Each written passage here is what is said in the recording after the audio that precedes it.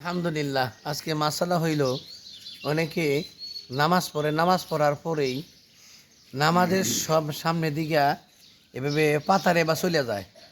মাসালা হইল আপনার সামনে একজন নামাজ পড়তেছে, আপনি পিছনে নামাজ পড়তেছেন, ওই ব্যক্তি আপনার কাছ থেকে সরে যেতে পারবো, অসুবিধা নেই, কিন্তু পাতারে ভাবে এই সরাসরি যেতে পারবো না। যদি এই হাদিস যদি কেউ জানতো তাহলে 40 বছর পর্যন্ত এখানে দাঁড়াই থাকতো, যেবার নামাজ শেষ না হয়। বুঝা যাচ্ছে নাকি? তো এই জন্য আমরা কী করব, নামাজের সামনে দিয়ে গেলে আল্লাহর সঙ্গে বেয়াদবি হয়। বুঝা যাচ্ছে নাকি?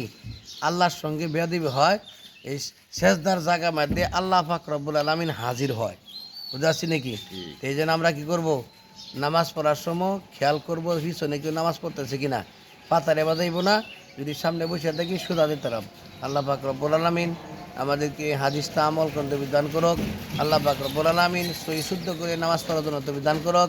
আল্লাহ পাক রব্বুল আলামিন আমাদেরকে হায়াতে তৈবা দান করুক। আমিন। আসসালামু আলাইকুম ওয়া রাহমাতুল্লাহি ওয়া বারাকাতুহু।